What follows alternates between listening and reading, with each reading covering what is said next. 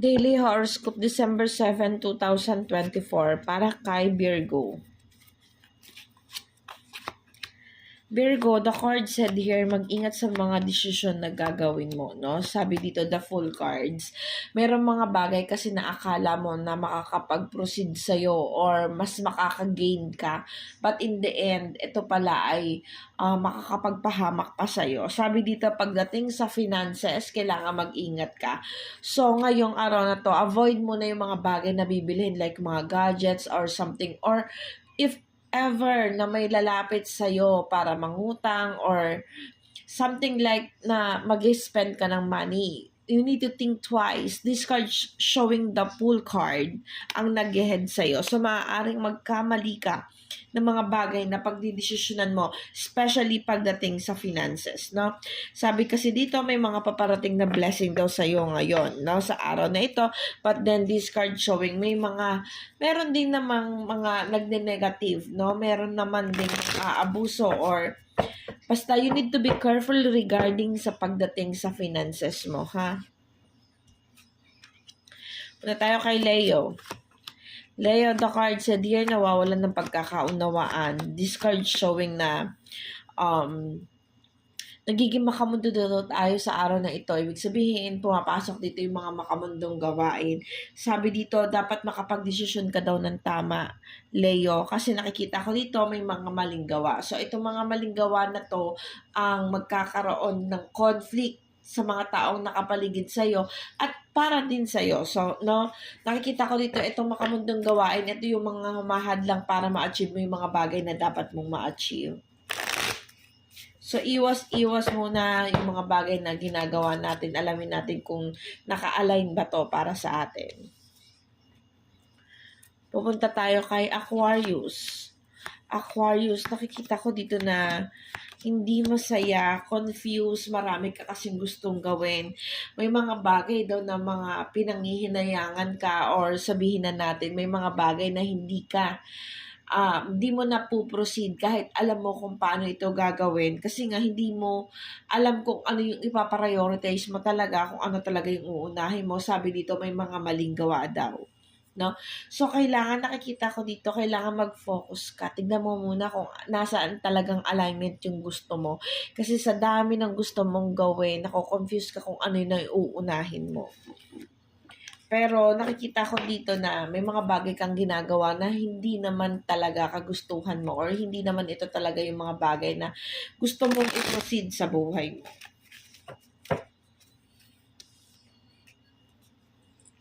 Pupunta tayo kay Gemini. Gemini, the card said here, masaya naman, determinado naman, kaya lang may gumagawa pa rin naman ng pamamaraan regarding sa finances. But you feel it's not enough, no? So, this card showing na kailangan maging kailangan kung kinakailangan lumayo ka or mag-transition ka, gumawa pa ng panibagong pamamaraan para magkaroon ng regarding sa finances. Kasi nakikita ko dito, okay naman maayos naman yung ginagawa mo, nakaka-achieve ka naman, may pumapasok naman sa yung pera, or sabihin natin dito, maganda naman ang flow ng finances mo, kaya lang you feel na meron ka pang dapat gawin, meron pang mga dapat na ibuga, meron pang kailangan ayusin, kasi you not feel contented. But this card showing to continue what are you doing, kasi nakikita ko dito, nag-grow ka naman at you are in the right path, Gemini. Pupunta tayo kay Scorpio. Scorpio, the card said here, paglayo, paglisan, no? Kung mga binabala ka na gawin sa malayo or mag-transfer ng trabaho, something like transition, no? Gawin mo daw ito kasi ito daw bubuo ng mundo mo, no? Sabi dito, may mga nagne-negative regarding sa finances, ganoon rin po sa relationship regarding sa family o sa mga taong involved sa'yo, but this card showing na to continue what are you doing, continue lang kung ano yung mga bagay na dapat na ginagawa mo. Nakikita ko kasi dito matatapos yung mga sigalot o problema.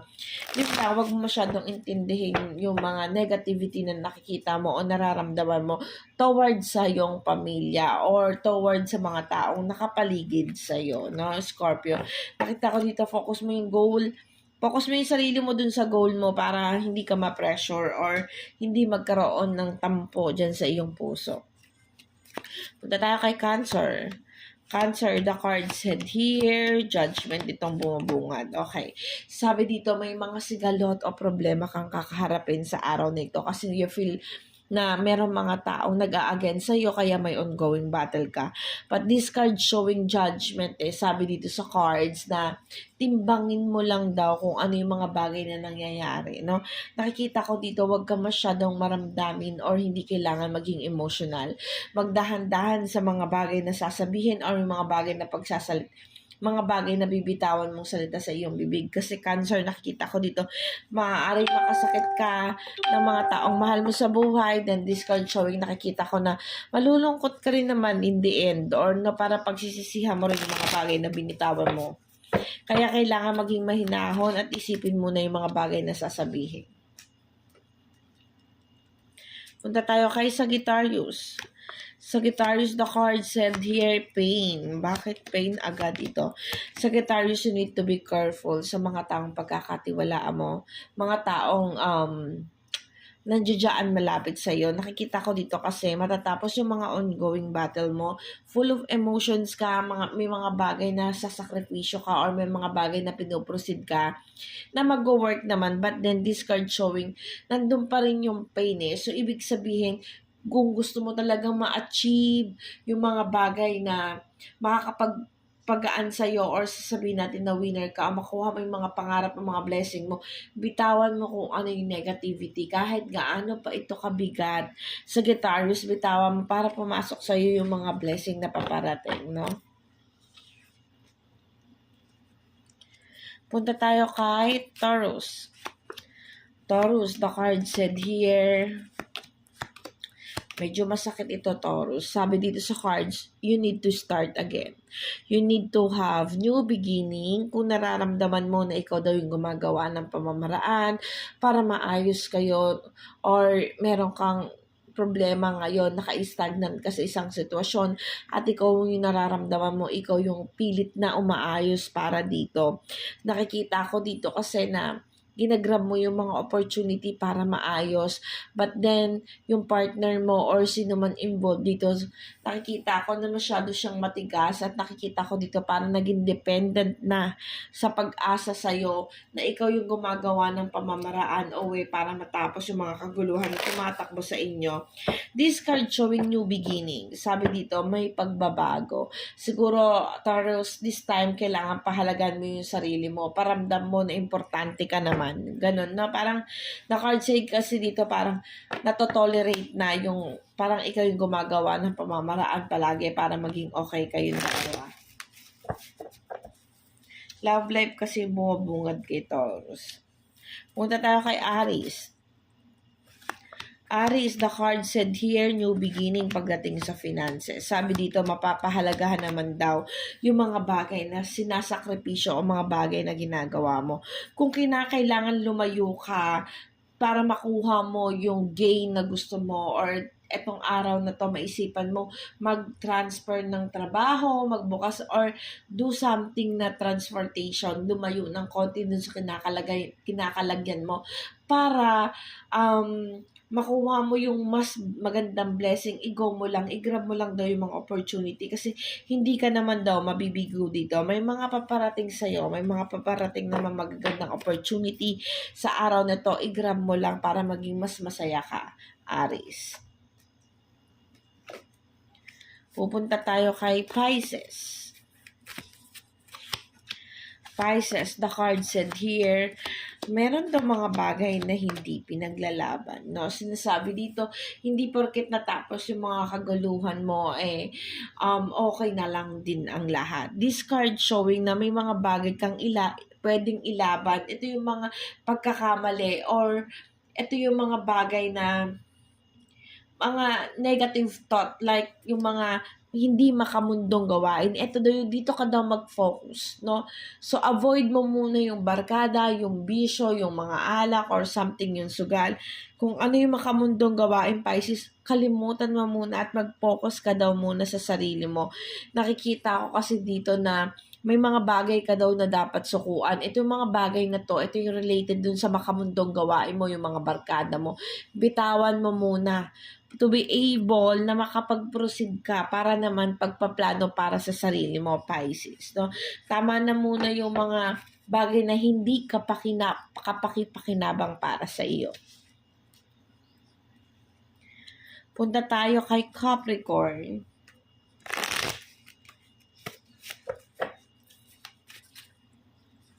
Capricorn, the card said here na you need to be careful sa mga taong nakapaligid sa iyo, lalo na yung mga tao na nag-i-invite sa iyo kung saan-saan or gumawa ng mga makamundong gawain. Sabi dito sa cards, hindi lahat ng mga taong nakapaligid sa iyo ay totoong kaibigan mo.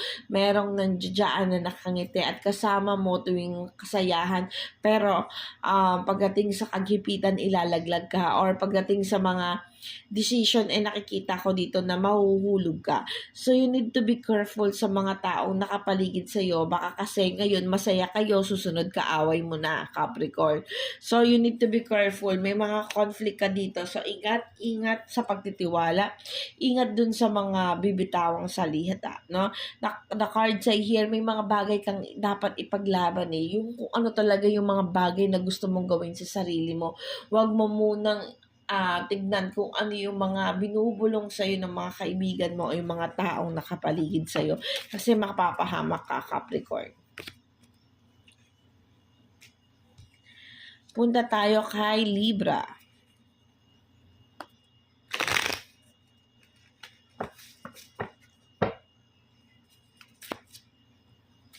Libra, the card said here, matatapos daw yung mga sigalot o problema na kinakaharap, no? Sinasabi dito si Libra daw ay confused, naguguluhan. Sabi dito sa cards na pakiramdam niya may mga maling desisyon siyang ginawa ng mga nakalipas at ito yung uma-affect sa kanya, no? Nakikita mo yung mga bagay na ginawa mo ay hindi nag-work out or nagkamali ka sa mga desisyon na gagawin mo. But this card showing na confused, naguguluhan ka man, judgment naman itong nasa ilalim ng cards mo. Ibig sabihin naman nito na tama lang na nagkamali ka, tama lang na nung una may mga bagay na nagawa ka na hindi tutugma o akma. But this card showing, ito yung dahilan para makita mo na kung ano yung tamang direksyon na dapat na tinatahak mo, no, Libra? Sabi dito sa cards, okay lang yan kasi nakita ko dito na talagang pinakita sa'yo na magkamali para malaman mo o ma-recognize mo kung ano yung tama. No, sabi dito, guided with the universe kung ano yung nangyayari. So you need to accept and learn the lesson from that. Kung ano man yung lesson na makukuha mo, no? At ito lamang po ang aking daily horoscope. Salamat po sa mga sumusubaybay at mga nagpi-PM or nagbibigay naman sa paalala po. Ito po ay gabay lamang sa araw-araw, no?